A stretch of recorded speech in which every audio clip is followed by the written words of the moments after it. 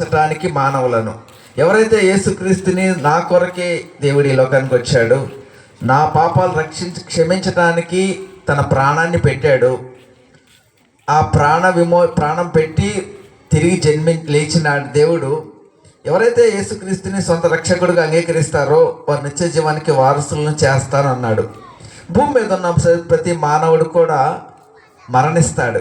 భూమి మీద ఉన్న ప్రతి మానవుడు కూడా మరణిస్తాడు ఒక దశలో. 70 సంవత్సరాలు అవ్వచ్చు, 80 సంవత్సరాలు అవ్వచ్చు, ఎక్కువ ఫిట్నెస్ ఉంటే 90 అవర్స్ 110 ఇయర్స్ అవ్వచ్చు. ప్రపంచంలో ఏ ప్రాంతంలో ఉన్నా ఎక్కడున్నా మరణించినాక ఎక్కడికి వెళ్తాడు అనేది తెలియపరుచుకునే స్థలము భూమి మీద జీవం ఉండగానే జరిగే ప్రక్రియ. అందుకే భూమి మీద జీవం ఉండగానే ప్రతి మానవుడు కూడా ఈ సత్యాన్ని గ్రహించాలి. ఏంటో సత్యం? నేనే మార్గమును, జీవమును, సత్యమును. నేనే జీవాన్ని ఇచ్చేది నేనే సత్యాన్ని. నన్ను గ్రహించగలిగినట్లయితే, నన్ను తెలుసుకున్నట్లయితే ఎలా తెలుసుకుంటారు? చూడండి, ఆయన ఈ లోకానికి వచ్చినాక ఈ రోజున విశ్వాసులు ఇక్కడ కూర్చున్న నువ్వు, యేసుక్రీస్తుని సొంత రక్షకుడిగా అంగీకరించిన నువ్వు గ్రహించగలిగిన కొన్ని లక్షణాలని చూసినట్లయితే, విశ్వసించిన వారి గురించి ఏమన్నాడంటే, మీరు లోకమునకు వెలుగై ఉన్నారు. ఒక మానవుడు దేవుణ్ణి అంగీకరించాలి అంటే, ఈయన సజీవుడైన దేవుడని అంగీకరించాలి అంటే, ఈయన నా కొరకు ప్రాణం పెట్టిన అంగీకరించాలంటే, నా రక్షకుడు ఈయన అంగీకరించాలి అంటే, మొదటగా మానవుడికి తెలియాల్సింది నేను నశించిపోతున్నానని తెలియాలి. నశించిపోతున్నానని తెలిసినప్పుడే రక్షణ కొరకు ఎదురు చూస్తాడు. ఓకే, అయితే ఆ రక్షణ సువార్తను ఎవరి చేతిలో పెట్టాడు దేవుడు? ఇప్పటికీ ఏర్పరచబడిన మీ చేతిలో, మీ జీవితాల్లో, మీ హృదయాల్లో, మీ చేతిలో ఉన్న బైబిల్లో ఉంది. రక్షణ సువార్తను దేవుడు మనకు రక్షించే సువార్త అంటే రక్షించడానికి ఈ లోకానికి వచ్చాడు. లోక రక్షకుడు ఈ లోకానికి వచ్చాడు. ఆ రక్షణ సువార్త ఎవరి దగ్గర ఉంది? ఆ సువార్త ఎవరి దగ్గర ఉందండి? సువార్త అంటే ఏంటి? అంటే ఫ్రీగా ఉండే ట్రై చేయండి. సువార్త అంటే ఏంటి? వార్త అంటే ఏంటి? వార్త, న్యూస్ కదా. వార్త అంటే ఏంటి? న్యూస్, తెలియపరచడం, అంతేగా.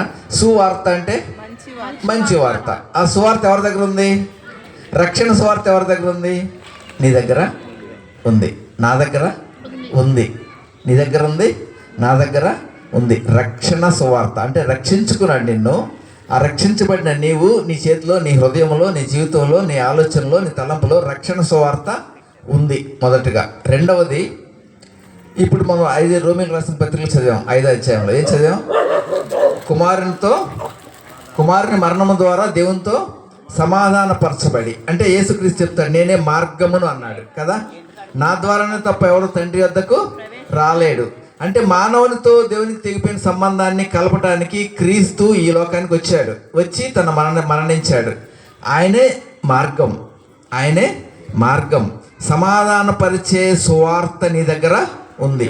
మొదటిగా ఏముంది? రక్షణ సువార్త ఉంది మీ దగ్గర. ఏముంది? రక్షించబడిన నీ దగ్గర ఏముంది? రక్షణ సువార్త ఉంది. తర్వాత ఏముంది? మానవుడిని దేవునితో సమాధానపరిచే సువార్త నీ దగ్గర ఉంది. మానవునితో దేవుని, ఏ మానవుడైనా, భూమి మీద ఉన్న ఏ మానవుడైనా దేవునితో సమాధానపరిచే వార్త నీ దగ్గర ఉంది. అదే ఈ సువార్త, బైబిల్. ఓకే, అదే ఈ సువార్త. రక్షణ సువార్త ఉంది, సమాధాన సువార్త ఉంది, సత్య సువార్త ఉంది. సజీవుడైన దేవుడిని పరిచయం చేయడానికి నీకు అవకాశం ఉంది. సజీవుడైన దేవుడు, ఆ దేవుని ద్వారా ప్రపంచములు నిర్మితమైవి, ప్రపంచములంతా జరిగించబడుతున్నవి. అంటే నువ్వు గమనించాలి, దినముల అంతమందు ఆయన తన కుమారుని ద్వారా మనతో మాట్లాడుతున్నాడు. ఈ లోకంలో జీవించినంత కాలం కూడా విశ్వాసిగా ఉన్న నీవు, నేను కూడా నన్ను ప్రేమించి తన ప్రాణం పెట్టిన దేవుడు, ఎవరైతే యేసుక్రీస్తుని సొంత రక్షకుడిగా అంగీకరిస్తారో వారు ఎన్ని సంవత్సరాలు జీవించినా, ఎంతకాలం జీవించినా సంతోషంగా ఈ లోకంలో జీవిస్తూ దేవుణ్ణి గణపరుస్తూ దేవునికి సాక్షిగా నువ్వు నేను ఉండాలని దేవుడు ఏర్పరచుకున్నాడు. అంతే కదా. చూడండి, పాత నిబంధన చరిత్రలో మనం చూసినట్లయితే, కొత్త నిబంధన చరిత్రలో మనం చూసినట్లయితే, పాత నిబంధన చరిత్ర ఒక విశ్వాసి, ఒక దేవుని అంగీకరించిన బిడ్డ, దేవుని కుమారుడు పాపం చేస్తే రక్త ప్రోక్షణ చేయాలి. అదే బలి అర్పణ. అదే లేవీ కాండంలో మనం చూస్తాం కదా. బలులను అర్పించాలి. ఎవరైనా పాపం చేస్తే దేవుని బిడ్డలు బలులు అర్పించాలి. అయితే కాలము సంపూర్ణమైపోయింది, ఈ బలుల సమయం అయిపోయింది.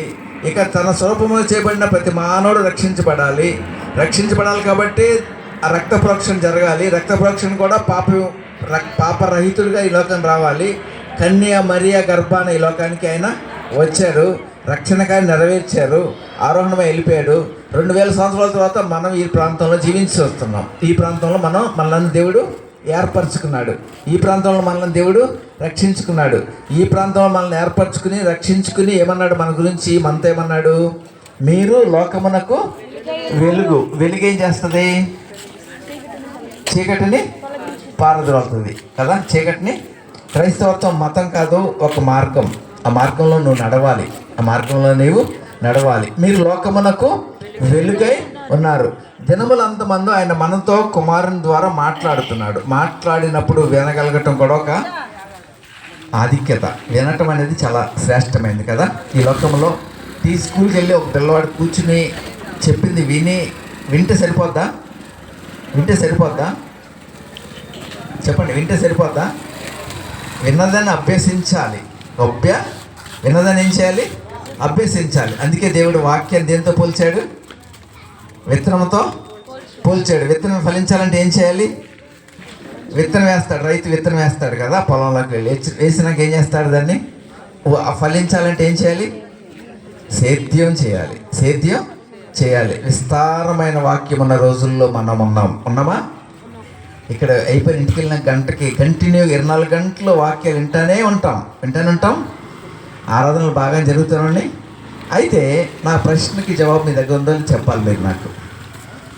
నశించిన దానిని వెదకి రక్షించడానికి యేసయ్య ఈ లోకానికి వచ్చాడు. తన స్వరూపంలో చేయబడిన ప్రతి మానవుడు రక్షించబడాలని యేసయ్య ఈ లోకానికి వచ్చాడు. తన ప్రాణాన్ని పెట్టాడు. ఆ పని చేరగించడానికి నిన్ను ఏర్పరచుకుని నీకు ఒక ఆజ్ఞ ఇచ్చాడు. సర్వలోకానికి వెళ్ళి సర్వసృష్టికి సువార్తను ప్రకటించని అన్నాడు. ఎవరు నశించబడేకి ఈ లోకానికి వచ్చిన దేవుడు నిన్ను ఏర్పరచుకున్నాడు. ఈ సంవత్సర కాలంలో 2025లో నువ్వు ఎంతమందిని దేవుని దగ్గర నడిపించావు? జవాబు నీ దగ్గర ఉందా? ఎందుకని లేదు? వెలుగు చీకటిని పారద్రోలుతుంది కదా. దినములంతమంది కుమారుని ద్వారా మనతో మాట్లాడుతున్నాడు. విస్తారమైన వాక్యం వింటున్నాం. నిరంతరం గర్జించు సింహం వల్ల శోధకుడు మన మధ్యన తిరుగుతున్నాడు. అంటే దేవునికి మన మధ్యన శోధకుడు ఉన్నాడు. శోధకుడు నిరంతరం గర్జించే సింహం వల్ల ఎవరిని నింగుదునా అని మీరు చూసినట్లయితే, కొంచెం లోతుగా చెప్తున్నాను. మొదటి దశాబ్దంలో సంఘాలు ఏర్పరచబడినాక, రక్షణ కార్యం నెరవేర్చి వెళ్ళిపోయిన తర్వాత దేవుడు మానవ విశ్వాసంగా మన హృదయాలతో నిబంధన చేశాడు. ఆదిమ సంఘాలు ఎక్కడున్నాయి? కల్తీ సంఘం, తెస్సలోనికే సంఘాలు ఉన్నాయి కదా. ఉన్నాయా? ఆ సంఘాలు ఏం చేసినాయి? ఇప్పుడు స్టడీ చేశారు. ఆ సంఘాలు ఏం చేసినాయో చూడండి ఒకసారి. తెస్సలోనికే సంఘం ఓపెన్ చేయండి. తెస్సలోనికే పత్రిక